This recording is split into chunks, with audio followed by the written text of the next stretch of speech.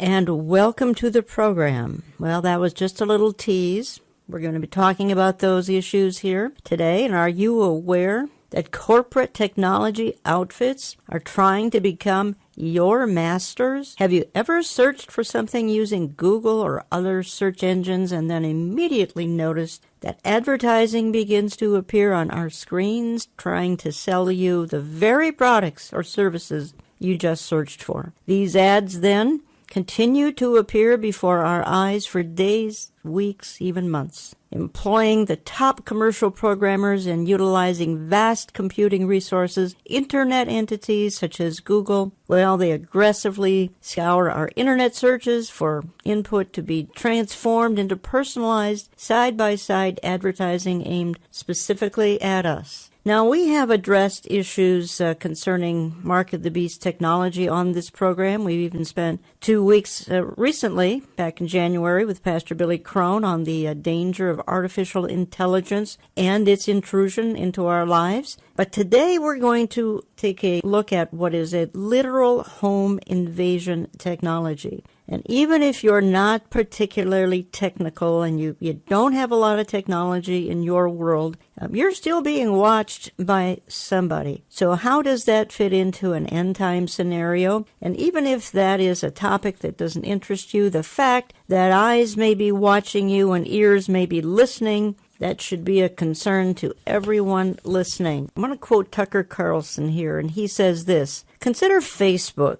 About half the country uses it as a primary news source. Millions and millions of people understand the world through Facebook. But Facebook is not a neutral host. It has a political agenda. Earlier, Facebook altered its algorithms for what news stories its users see, and the results conclusively have been devastating for conservatives online. Breitbart, the news site, has basically lost about 30% of its traffic since that happened. Prager University is down 32%. Daily Caller is down. WorldNet Daily is way down. Joseph Farag of WorldNet Daily says this is war. This is about silencing dissent and alternative viewpoints by those holding hammerlock control of today's principal means of distribution and what should be the free flow of digital information. It's censorship on a scale previously unknown in human history." And here's part of the scary details. Facebook and Google control more than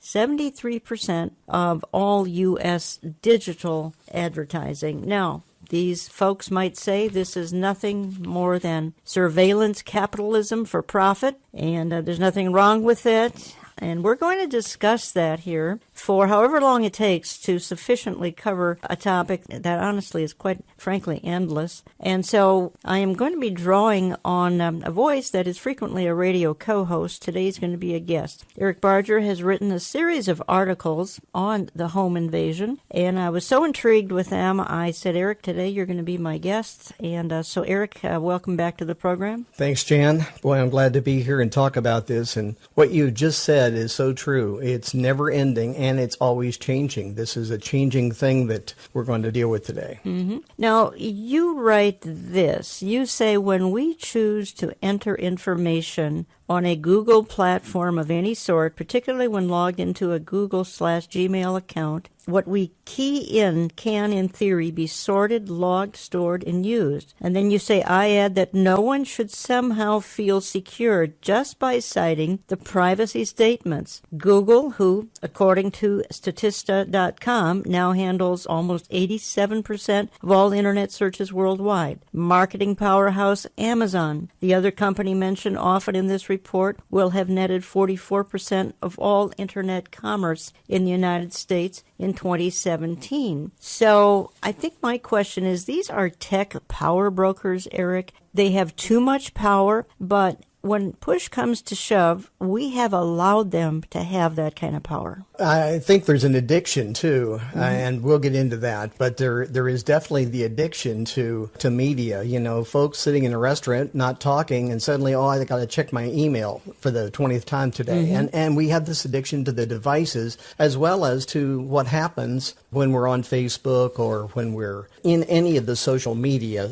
stuff, and that's one of the aspects of it. As far as Amazon and Google, it's no secret that Amazon, their founder, Jeff Bezos, the richest man in the world now, and that there are several executives at Google who are listed in the top billionaires in the world. So there's big money involved. Well, and you often say, and we all say this, we have nothing to hide. You and I, we have nothing to hide. But then let's put this in context. We're kind of in the last days, we feel we are anyway. What if our conversations turn troubling? What we're writing about turns troubling to some of these tech giants? What if, say, there's no other way in the world other than, there's no other salvation other than through Jesus Christ? Or if we slam, let's say, some of the sacred cows, what if we slam Islam? What if we slam same-sex marriage? Today, if we even say something positive about Donald Trump, it can get us on some kind of a list. So in that we're being watched, everything we say is being watched. Likely every word we're typing is probably being watched by somebody. To be concerned about this is legitimate.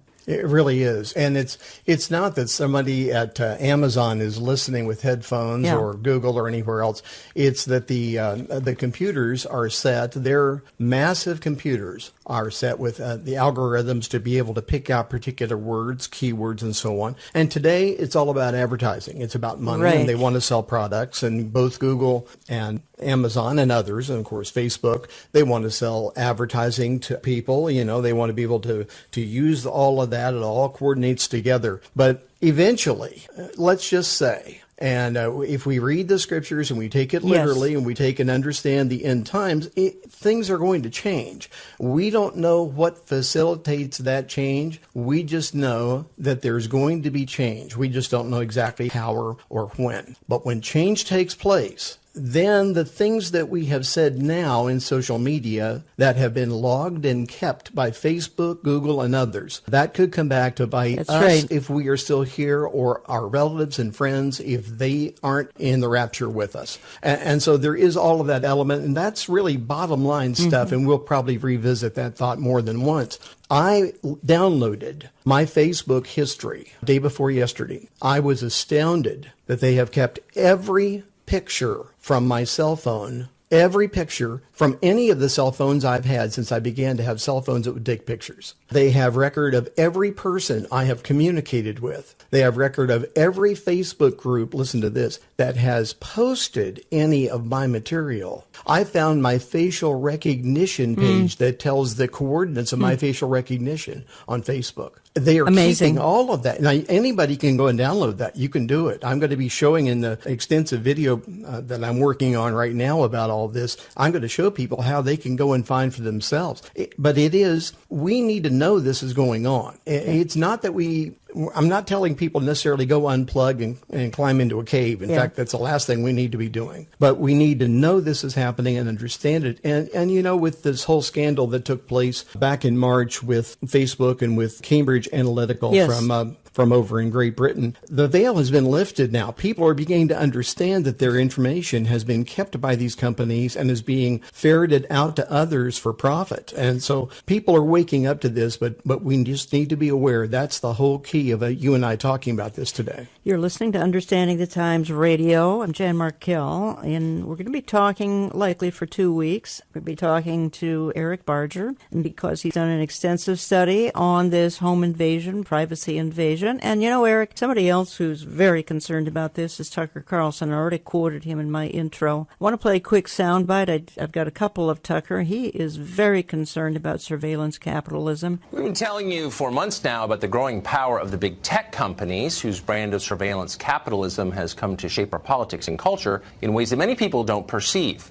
Tonight, we want to give you a very specific example of that. It's both a look into the near future and a terrifying illustration of the control these companies seek over our daily lives. We recently reviewed several patents filed by Google. As we describe them, ask yourself if you're comfortable giving this much power to unelected technocrats you have never met. In the first patent filed in September of 2016, Google envisions how it could send you personalized advertising based on what a camera observes in your home. In the illustration that Google submitted to the federal government, the Patent Office, a camera in your bedroom sees a Godfather novel on your nightstand next to your bed and uses that to steer you to watching the movie. If you think that's creepy, prepare yourself because it gets a lot creepier. In another patent application from September 2016, Google imagines how it could take control of your parenting, your relationship with your children. Google's smart home system could detect children near a liquor cabinet, for example, or in their parents' bedroom, infer that, quote, mischief is occurring and deliver a verbal warning. In another example, Google imagines a hypothetical child called Benjamin. Google's cameras would be watching Benjamin at all times, carefully. They could see if he's playing outside or using electronics. Presumably, they'd also try to use that information to sell him things at some point, because that's the whole point of Google. The same patent also discusses how the smart home could coach families on, quote, areas of improvement. For example, if a family doesn't spend enough time together, eating together, in Google's estimation, Google might scold them and suggest that they set a goal of eating more often together. That is Google's description, not ours, by the way. We contacted Google for comment on this, and the company, and we're assuming it was a person and not a robot, replied this way, quote, we file patent applications on a variety of ideas that our employees come up with. Some of those ideas later mature into real products or services. Some don't. In other words, don't worry. We're not spying on you yet. We just have the patent for it.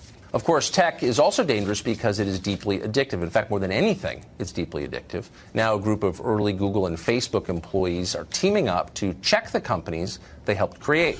Tristan Harris is a former Google employee, heads up this new group, the Center for Humane Technology. Jim Steyer is the founder of Common Sense Media, which advocates for children, and they join us tonight. Thank you both for coming on. So you describe these products as addictive. What do you mean by that? Well, most people don't realize, they see addiction and they think it's happening by accident. We're addicted to lots of things. We worried about our kids in the 1970s. They were addicted to gossiping on the telephone. What this misses is that today, behind the other side of the screen when you're using it, there's 100 engineers whose entire job, not because they're evil, but their job is to figure out, how do I keep you coming back to the product? So YouTube wants to autoplay the next video. Snapchat wants to put the number of days in a row in something called a streak next to every single person in your kid's contacts. They say, if you've got 30 friends, they say, here's the number of days in a row you've sent a message to each friend. And it keeps each of them hooked, because the business model, so long as it's advertising, is how do I hold on to your attention? Because the entire stock price is one-to-one linked with how much attention I get. Okay, Eric, there again, they reference the addiction factor, which clearly is the case. We've all seen the addiction to our technology. But, I wanted to raise an issue here and discuss it with you just for a second, and that is, many are willing to trade privacy for security. I can go back to the Patriot Act. It goes back to 01, 02 sometime. The consequences for not having security are too dreadful, so we're willing to trade our privacy, thinking that we're getting security. This is not about security, though. And that's the concept, I think, that some of the companies would like to have. Right. And we hear the political face of the CEOs out there. That's and right. What they're saying. We hear a little bit of contrition going on with Facebook. After all, the first week when the scandal broke, they lost $100 billion. That's right. Mark Zuckerberg himself lost $16 billion of his own wealth in that first week. So this shows the public outcry, and the public is incensed that this has taken place. However, if we would have read the small print when we signed up for Facebook, or when we got our phone from whoever we got it from, the people that own the platforms those phones are on, that would be Apple or Google in the case of Android. That small print would have told us everything. They have right to our pictures. They have right to our text messages. They have rights to our emails. They have rights to They have rights to where we've driven to, for example. In my records, I downloaded from Google, because I got Facebook and Google both, and I downloaded the Google records. It shows every place I've gone with my phone.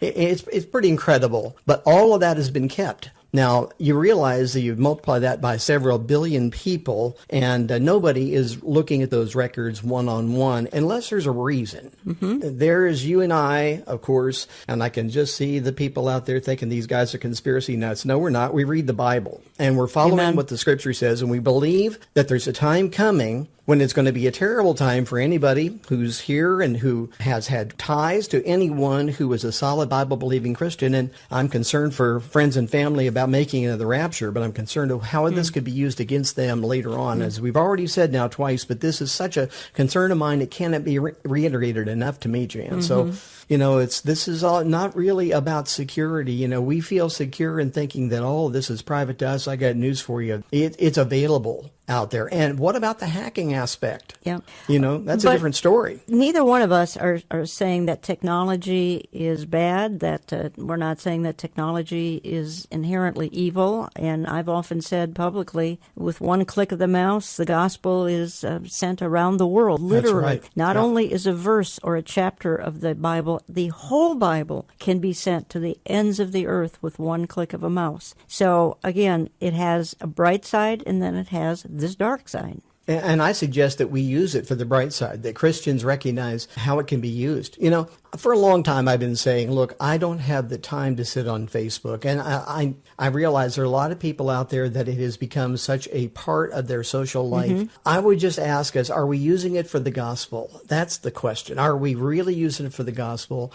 And we need to maybe step back. Maybe this is really good what's happened, where people have found out that they're all of their inner workings of their life are now being kept by these companies. Maybe it's good that we step back a little. Maybe people will want to step back and evaluate, what am I doing here? Am I addicted to this? Do I need to think differently? Am I using it for the kingdom of God? The Bible doesn't say that that technology is evil. In fact, it only intimates that technology will increase in the end days. I'm thinking of Daniel chapter 12. But it never tells us it's evil. It can be used for good or bad, either one. But just like artificial intelligence, it can be used for marvelous medical things and so many other things in the world. But it's not going to stay in the hands of the people who don't have nefarious ideas. There are going to be governments involved. They will get that technology and try to dominate other countries, if not the entire planet. Even Eric Schmidt of Google. Yeah. And Google was founded with the idea of forwarding the whole idea of artificial intelligence. We talked about that with Billy Crone. And now Eric Schmidt is saying this is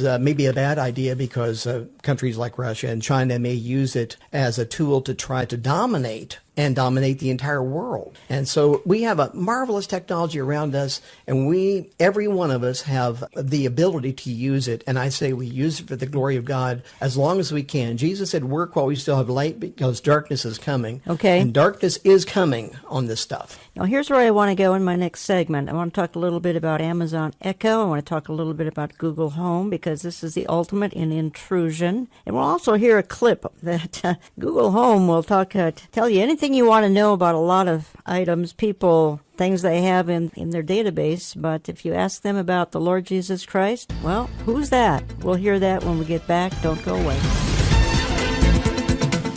On today's Understanding the Times broadcast, you're hearing the first program in a two-part series.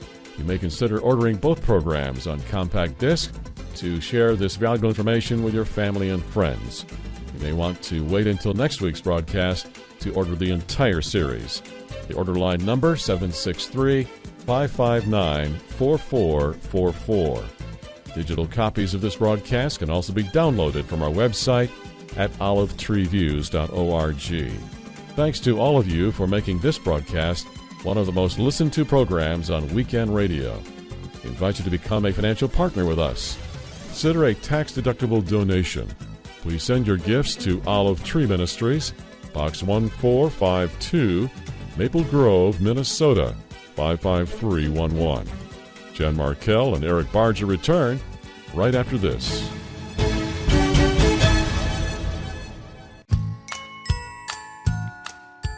Understanding the Times 2018 is scheduled for September 29th this year, and we are starting a bit earlier, 8:30 a.m. to 5 p.m. You need a ticket, and they're selling fast. I'll give you a toll-free number in a moment. Our speakers include Amir Sarfati, Pastor Jack Hibbs, Pastor J.D. Farag, and Pastor Billy Crone. Once again, we meet at Grace Church in Eden Prairie, Minnesota, just outside Minneapolis. Grace Church has asked us to limit our attendance to just under 5,000, so here is the ticketing number for the Brush Fire Agency. Call toll-free 1-888-338-5338. That's 1-888-338-5338, Monday through Friday. Should you not be able to purchase a ticket, we will live stream the event on our website at no cost. Act today and don't be left behind. The fellowship with like-minded remnant believers is priceless, and you will leave the event like the sons of Issachar who understood the times. Facebook is ripping apart the social fabric of how society works. That is what I believe, but those aren't my words. Those are the words of Chamath Palihapitiya, who is Facebook's vice president for user growth. He was speaking at a business event a few weeks ago where he expressed his tremendous guilt about helping Facebook accumulate 2 billion users. It was his job to get those people to sign up, and he did it well. And now he feels tremendous guilt because Facebook is that bad for society. And I totally agree with him. He talked about how Facebook is like a drug, doling out hits through hearts, likes, and thumbs up.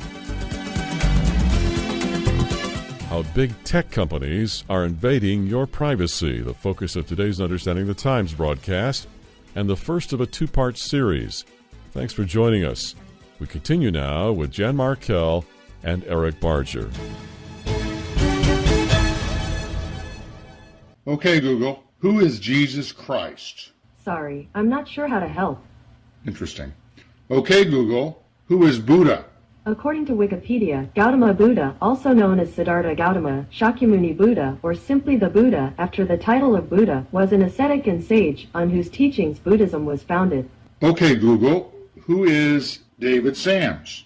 Here's a summary from Wikipedia. David Ronald Sams is a television producer, author, speaker, emerging technologies guru, and serial entrepreneur who helped build the success of several syndicated versions of such television programs, including The Oprah Winfrey Show. Okay, Google, who is Jesus? Sorry, I don't know how to help with that. Unbelievable. Let's try, okay, Google, who is Jesus Christ? My apologies. I don't understand. Well, there you have it. And welcome back. Well, I think maybe that said a whole lot. That's what the technology companies, at least Google, thinks of our Lord. Not much. They don't even want to tell you who he is, but they'll tell you a lot of other things. That was the Google Home device. And talking for the next couple of programs with Eric Barger. You can learn more about Eric at ericbarger.com. And he often is in studio with me as a co-host for the next couple of weeks. He's a guest as we look at his home invasion series that he's written, which is posted at his website. Okay, Eric, let's unpack this for just a minute. Google Home. Now, a lot of our listeners, not only do they not know what Google Home is, they have no idea how, I'm going to use the word intelligent it is. And as when we talked with Billy Crone back in January and we saw the amazing, I'm going to use the word intelligence, of artificial intelligence. Again, some of these home devices, Amazon Echo, Google Home, they almost seem to have a mind of their own. Talk to me a little bit about it, because extremely invasive, again, probably wired by godless people to think about godless things and not even want to identify who Jesus Christ is. That's it. And, there has been a defense about this now, Jan, that people have said, well, the reason that Jesus didn't come up is because he's not in the first 3 or 4 listings in Google, because they've been bought up by Christian groups. If somebody searches for Jesus or Jesus Christ, then they don't show up in the Google search immediately. So Google Home or the Amazon Alexa artificial intelligence doesn't know what to do with that. I'm not quite buying that completely and understanding this a little bit. I was an IBM computer operator years and years and years ago when I was also playing music before I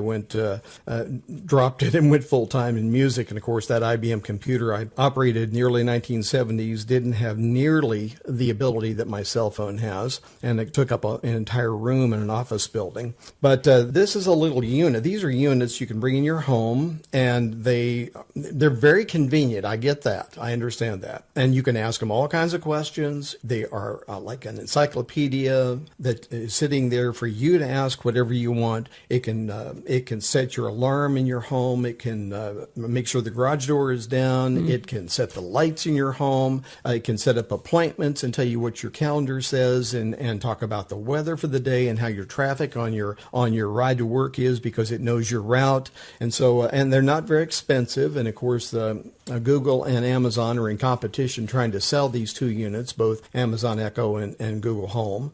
And they have these female voices that speak to you and give you all the information that you're looking for, unless you ask it the wrong question. If you ask if Jeff Bezos is the Antichrist, do you know what happens with Amazon Echo? Amazon Echo shuts down. If you ask it, do you know when the end of the world is? It'll begin to answer the question, then stop. Sometimes it just literally shuts the unit, shuts itself off. You ask, is someone else listening to us? It's going to shut off. Is this information going to be sent to someone else? It shuts off. Does Amazon work for the CIA, which is a very well-traveled rumor that I don't know for sure? It shuts off. Interesting. Yeah, so that's the response from these things. Okay. I want to go back. I'm not quite through with Echo here and Google Home, but I want to go back to something you said in my first segment. And you said that they were able to tell every place you had gone in a particular day. And I want to go back to Tucker Carlson, who talks about that. He's actually got a staff person who's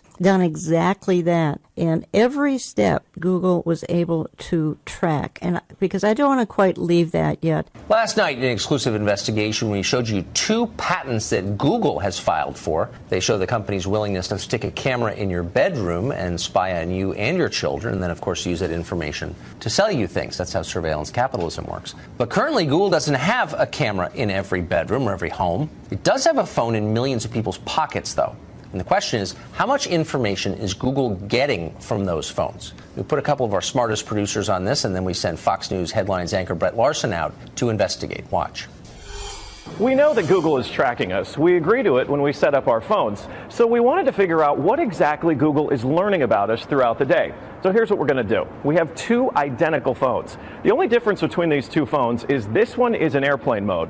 Both of the phones lack a SIM card, and they haven't been set up to access any Wi-Fi networks. So for all intents and purposes, these phones have no connection to a data network. We're going to keep them with us throughout the day. And while I travel around D.C., we're going to figure out just what Google is finding out about me. Our first stop, Sim's convenience store, just outside our Fox bureau, for a quick coffee. From there, we took a walk to the Capitol and took a quick walk around the Senate office buildings, and then decided to hop in a car and head around town. Hello. We're going to the Children's Hospital, please. To run our test, we had to do more than walk the block, so we took a tour around our nation's capital. First, due north to the Children's National Medical Center Hospital, then west to St. Albans School and the National Cathedral. Our tour around town was a 14-mile journey that lasted more than an hour. The entire time, the phones had no access to the internet. Oh my goodness. Not a Wi-Fi connection and not any cellular data service. It almost seemed quaint to assume that Google wouldn't even be able to collect data on me. Let's head back to the bureau, my friend. That church is beautiful. Google's business model is simple. Collect data on its users and then use that data to sell targeted ads. It's a business model called surveillance capitalism. But does that critical data collection work even when your phones aren't connected? So we're back here at our Fox Bureau in D.C., and we've got both of our phones exactly how we left with them. The only difference, really, I snapped a couple of bad selfies at the National Cathedral. But otherwise, they have stayed in my pocket for the entire day. So let's find out what they know. This is our man-in-the-middle device. It's basically a Wi-Fi network that these phones are going to connect to once we turn their Wi-Fi on. It's going to pass data through it on the way to Google. But on the way, we're actually going to get a copy of the same data that Google's going to get. We'll be able to decrypt it and then find out where we've been throughout the day. Within minutes, the numbers rolled in. The phone that wasn't on airplane mode registered more than 100 locations, 130 activities, and even 152 barometric readings. As soon as it hooked up to our Wi-Fi, it transmitted 300 kilobytes of data straight to Google. The phone even logged our exact locations, tracking us all around town, the Capitol, the hospital, the school, and the cathedral. Now, you may notice what's missing here is the exact route that we took, but it got that data too. It knows when I got out of the car. The metadata has a time log down to the very second, tracking everything when they think that you're walking, riding, and yes, even getting out of the car. Okay, so you're thinking, this isn't a big deal. I'll just put my phone in airplane mode. Yeah, we thought of that too. This is the other phone that we had with us that no SIM card also remained in airplane mode the entire time. Let's see what kind of data it captured. The phone with airplane mode activated actually logged more locations and activities than the other phone, and it also transferred hundreds of kilobytes of data to Google as soon as it was activated. The only thing that's missing from this map is our stop at the Children's Hospital, but it still knows we were there. There it is. Exiting vehicle, 100% accuracy. Through complicated user agreements and free software, Google gets users to sign away their privacy for nothing. They're even following you in the places that most people would expect total privacy: government buildings, a children's hospital, a private school, a church. Every move you make, every step you take, Google is watching you. Now, in a statement to Fox News, Google told us that users who want to opt out of tracking should turn off location history. But doing that is harder than you'd think, and most of Google's apps include hidden queries that automatically sign you up for the surveillance. For now, we will continue looking into how Silicon Valley sells your privacy. But until then, just remember, when you're using a free online service, you're probably not the customer. You're actually the product. You're listening to Understanding the Times Radio. I'm Jan Markell. I have in studio with me Eric Barger talking about the invasion going on, invasion of privacy. Everything we do being watched, listened to. Eric Barger, is that true? You can turn off location history? You can turn it off, but the problem is it going to be off on every one of your devices attached to that one Google account? I mean, you can try to turn it off. I tell you what, I went and looked at my location history in the Google profile that I downloaded, and indeed, there's nothing there. But when I tried to back out of that page, as soon as I did, I went back in, and because I had used their controls on the page, their arrows inside their page, it had turned it on as I left. Really? When I backed out by just clicking the X at the top of the page, and people listening who use computers know what I'm talking about, when I did that, it did not turn it back on, but I tried it 2 or 3 times to make sure that's what was going on. They've got it set up so it's going to turn itself back on because they want to track you. Location advertising is a huge business to these folks, and with not only our phones that are listening, but also with these in-home units, we have now purchased at a profit to them these units to put in our homes to be convenient for us, to give us answers and weather and traffic conditions and all those kind of things. And for our kids' homework, we put these in our homes, but they are constantly listening. And you say, oh, wait a second, you've got to say, okay, Google, or you've got to say, okay, Alexa, which is the Amazon voice. They're activated regardless. I mean, you start talking about something, you start talking about where do you think we ought to go for dinner? That's right. And you look at your phone and suddenly a list of the Mexican restaurants, because you wanted Mexican, has popped up on your phone, the local restaurants. And it's not the closest ones. It's the ones who were attached to Google through advertising. You know, Eric, there are some folks listening, and my hunch is there are some senior citizens listening who are thinking, you know, I don't use technology. They might even be saying this is one of the reasons we don't use technology. And they might be sort of tuning out, so to speak. And we really have a caution to them that they must not do that, correct? Oh, absolutely. Because there are friends and loved ones who are right in the middle of this. Right. We need to understand it for many different reasons. What was the most astounding aspect that you uncovered during your months of research on technology and the coming surveillance society? And you've already given me a couple of examples here that are quite stunning, but give me another illustration. I think the sheer speed of how this is advancing and changing every day, when you begin to look at this and you begin to think, well, I've researched that or researched this, something else will come up that will then adjust what you thought you already knew. And I thought I was pretty well read on this. I've been looking at this for about probably 6 months. And that all began because I found out that Google had pictures of mine. They emailed a couple of them back to me, telling me they were keeping them for safety reasons, And I thought, well, that's disconcerting. These are pictures I took on my cell phone, and they've got them, and they're sending them back to me. They want me to opt into a part of their advertising. Well, I thought I was pretty well read. I thought I knew a lot. I find out the more I read, the less I know, because there's so much to this. And the advancements, and they really probably can pale in comparison to many of the things that are happening out there in the world of how the military is using this, or how big business is using it. And we're finding out some of those things. But, I think the way it's advancing was part of it. I think there's good reason to fear the advancement of some of this stuff, but it's not going to be stopped. And we're in a world where it's going to continue. Yep. The now deceased physicist, who I never thought I'd quote in a favorable or positive way, Stephen Hawking, even pleaded that artificial intelligence could be our undoing. Elon Musk has said the same thing. MIT is now learning how to mutate and change genes, alter genes to take out the markers inside genes that could cause disease in human cells. I mean, there's some wonderful things, but then there's other things like that. I have on my phone an app where I can say or type in English a question, and it will then say it back to me as well as put on the screen in any language I want the answer. It will be able to help me communicate with somebody that doesn't speak English. If I'm in a foreign country, I can literally say, where can I find a good restaurant? It will type it on my phone. If the person can read that, or if they can hear it in their own language, then they can give me the answer, and my phone will tell me what the answer is. The technology is absolutely astounding. And, as you and I have talked about several times in discussing this and in preparing this program, some of this is very hard to talk about on radio because without the visuals, It's hard to imagine. But it is an astounding world we're living in, yet we have this negative of the privacy factor and how this could be used not only against us but others, and it gets all convoluted together. As you know, we've talked about how your brain just kind of gets fried dealing with this. Yeah.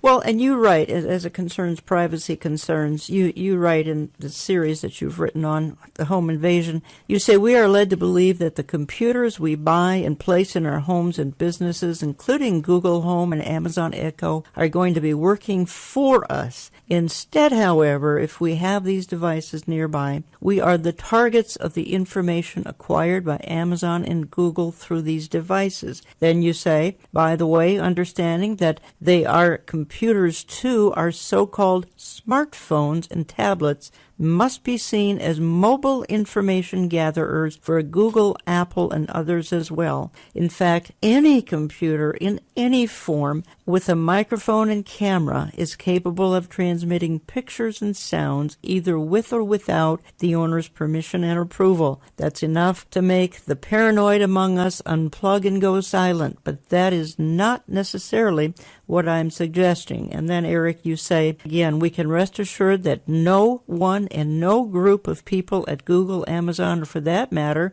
the NSA, are sitting with headphones scanning our searches, texts, or conversation. The surveillance of our lives is not being carried out by humans. It is all done with artificial intelligence through the use of computers that can quickly and efficiently boil down huge amounts of data by the parameters that they are programmed to search for. For now, the main objective in this for Google and Amazon is simply money. However, Eric, I think the point is that we're trying to make is because of the lateness of the hour, this in the wrong hands of someone, perhaps the kingdom of the Antichrist, it'll be far more than about money. It will be about power.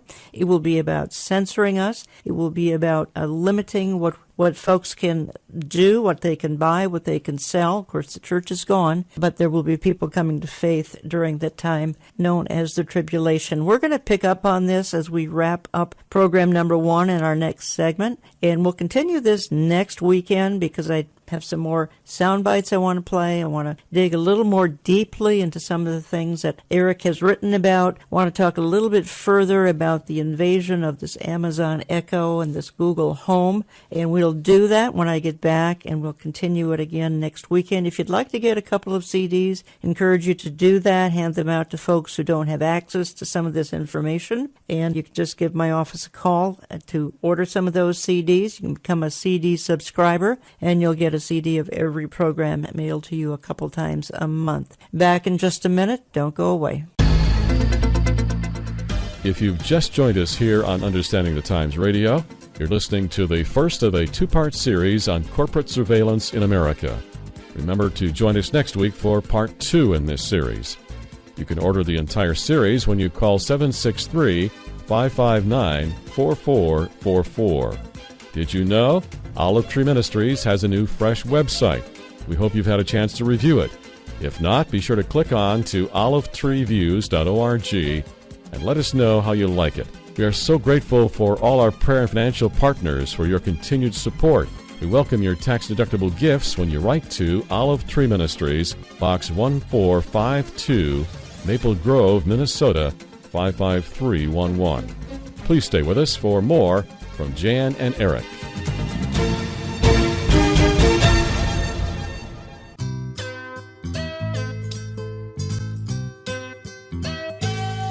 "18 years ago, Understanding the Times Radio began on one radio station in the Minneapolis area. We now air on almost 830 stations and around the world electronically. You made that possible. People really do want the inconvenient truth. Radio costs are substantial, so think about a tax-deductible gift to Olive Tree Ministries to keep this message alive. You can give conveniently online at olivetreeviews.org or by calling us at 763-559-4444, 763-559-4444, or just drop a check to Olive Tree Ministries, Box 1452, Maple Grove, Minnesota, 55311. That's Box 1452, Maple Grove, Minnesota, 55311. This is Radio for the Remnant, but let's help the remnant grow by giving them the truth each week on Understanding the Times Radio. In today's world, who do you trust for good insight on current events? For that matter, who do you trust for good Bible commentary? America is full of fake news and false teaching.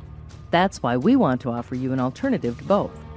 We are Understanding the Times Radio with Jan Markell, and our main objective is to tell you the truth about current events as they relate to a biblical worldview. Join us each week on this station for a source you can trust. Even though I've never had a social media account, I'm okay. You don't have to worry.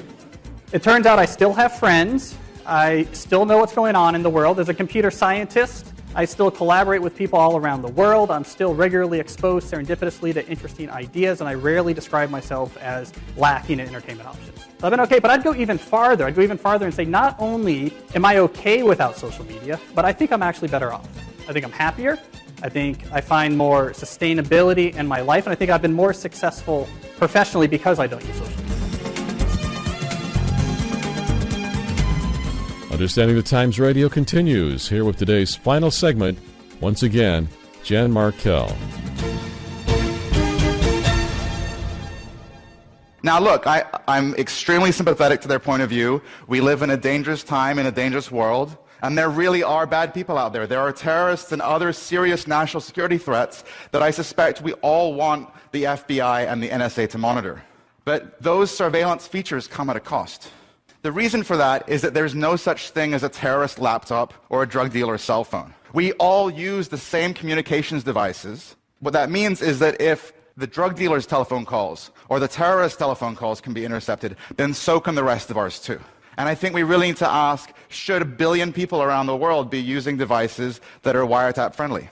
And welcome back. And we're wrapping up program number 1 of a 2-part series on, invasion of privacy, invasion of technology into your world. It's 24/7. You may be thinking, I don't use technology. This doesn't affect me. Well, you would be very surprised, I promise you. I guarantee that it's affecting somebody in your life, somebody you care about, perhaps a lot of children and grandchildren, perhaps coworkers, perhaps you just can't imagine how many people this is affecting. Let me just say quickly before we move ahead, remember you need a ticket for this Fall's Understanding the Times 2018 with Amir Sarfati, Pastor Jack Hibbs, J.D. Farag, and Billy Crone. That's Saturday, September 29th, 8:30 a.m., a little earlier, 8:30 a.m. to 5 p.m., just outside of Minneapolis, Eden Prairie, Minnesota.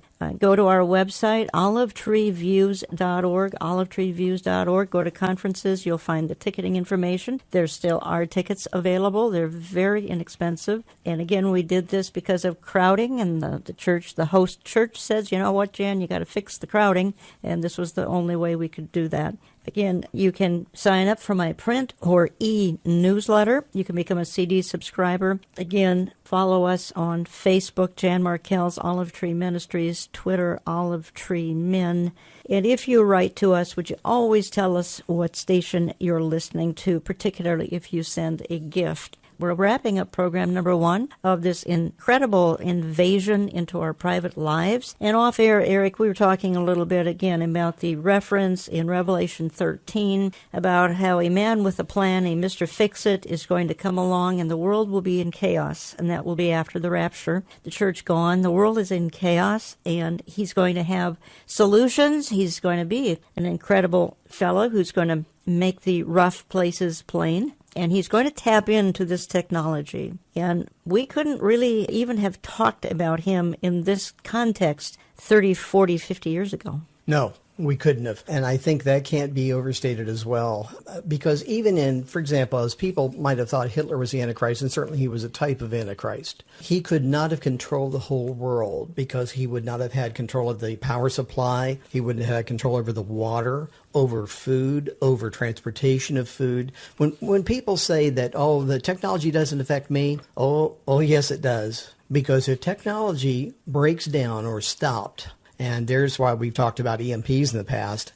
If technology stops, then the chain of supply to our stores and food and so on, all of that, the safety of the water, the very power we use in our homes, all of that is now directly related to technology. We'd better understand some of this other stuff, especially how it's now being used to surveil people, because technology all around us is affecting us, no matter if we say it isn't.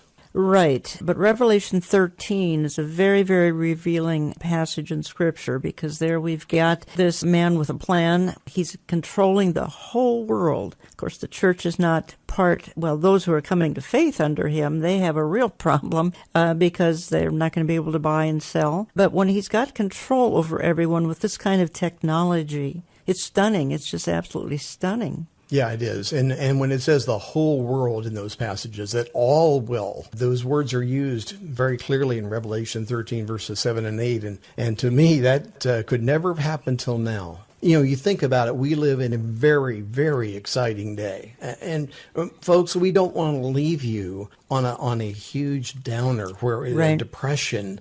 We don't want that. That's not what we're trying to do here. But we're trying to explain how these things are taking place, what's happening, and to be aware of those things. And also, if we're aware of it, that should spur the Christian on to do what we've been called to do. We've been left here on a mission, and we need to be doing it. Mm-hmm. You know, what I found interesting in researching this, Eric, is that there are some who have been involved in all of this technology who actually regret it. I want to play a clip here. I believe he's an Indian fellow from India. Chamath is his first name. I'm not going to try to tackle his last name. He's a former Facebook exec, and he's kind of looking back in real serious regret about what he's been involved in. I want to bring us back to the point that you were making about exploiting consumer behavior in a consumer internet business. You said that this is a time for soul searching in social media businesses, and you were part of building the largest one. What soul searching are you doing right now on that? I feel tremendous guilt. I think we all knew in the back of our minds, even though we feigned this whole line of like, there probably aren't any really bad unintended consequences. I think in the back, deep recesses of our minds, we kind of knew something bad could happen. But I think the way we defined it was not like this. It literally is a point now where I think we have created tools that are ripping apart the social fabric of how society works. That is truly where we are. And I would encourage all of you, as the future leaders of the world, to really internalize how important this is. If you feed the beast, that beast will destroy you. If you push back on it, we have a chance to control it and rein it in. And it is a point in time where people need to hard break from some of these tools and the things that you rely on. The short-term dopamine-driven feedback loops that we have created are destroying how society works. No civil discourse, no cooperation, misinformation, mistruth. And it's not an American problem. This is not about Russian ads. This is a global problem. So we're in a really bad state of affairs right now, in my opinion. It is eroding the core foundations of how people behave by and between each other. And I don't have a good solution. My solution is I just don't use these tools anymore. I haven't for years. It's created huge tension with my friends, huge tensions in my social circles. If you look at my Facebook feed, I've posted maybe 2 times in 7 years, 3 times, 5 times. It's less than 10. And it's weird. I guess I kind of just innately didn't want to get programmed. And so I just tuned it out. But I didn't confront it. And now to see what's happening, it really bums me out. And Eric, he's coming from a secular perspective. It's not like he's had an encounter with the Lord Jesus Christ that's changed his perspective. That is exactly right. He's only coming from that perspective, but he's also concerned. And he makes the statement there. That's, by the way, a recording that was done at the Stanford Business School addressing business students. And he makes the statement that they could be the ones that would really be addicted to Facebook. And he says, don't kid yourself. You're the ones. You're part of the target area here. And he makes the statement he didn't want his kids to be a target like that. And his children, do not use social media. And he's not the only Facebook executive to make a statement that he's off of it, and so are his family, or so is his family. Mm-hmm. How do we want to sum this up? Program number 1, talking to Eric Barger for the entire hour. We're going to continue this a little bit next weekend as well, because I am honestly and sincerely concerned about how this is all being abused. We're also very concerned about how it's going to play into the scenario, the end of days, and particularly under the kingdom and the rule of the Antichrist. Eric, you've got a minute or 2 to sum up here, and then we'll continue this next week. I want to kind of stay with the theme where we are right here, and it may be very uncomfortable for some of the listeners. If you are on social media an hour, 2 hours, 3 hours, 4 hours a day or more, I would ask you to back away just for a minute and evaluate how you're using that time. If that is what we would call free time, how are we using it? And I ask in one of the home invasion articles, and all of that, by the way, we're putting into a booklet, and other things too, just not those articles. But is it God or gossip that we are attached to in this? Or are we saying, but I'm trying to do something good for God. I'm trying to be a witness online. Let's make sure that's really the truth. What dominates those precious fleeting moments we call free time? And I think that's a question we should ask ourselves, no matter if it's about social media or any other activity. Let's be thinking about how we're using our time. We only have X amount of time. We have a shelf life in this world, folks. Let's be using it for the glory of God. Each one of us has to come to that place of evaluation and then adjustment and change if need be. And I can't make those decisions for us, but I do want to challenge you about that. Learn a lot more at ericbarger.com. You can also find all he's written on this particular topic, which we will continue and expand next week. Let me go out of the program saying whether they know it or not, technology is being used for good. It evangelizes, it educates, it informs, it can be used for inspiration. And perhaps the big tech companies have overplayed their hand. Yes, the Antichrist will seize control of all of it, but in the meantime, we can still use it to be salt and light to delay the decay of the world. But this has been a warning. We're in a generation that is watching and listening, whether we like it or not. For the consumer, it's buyer beware. I want to thank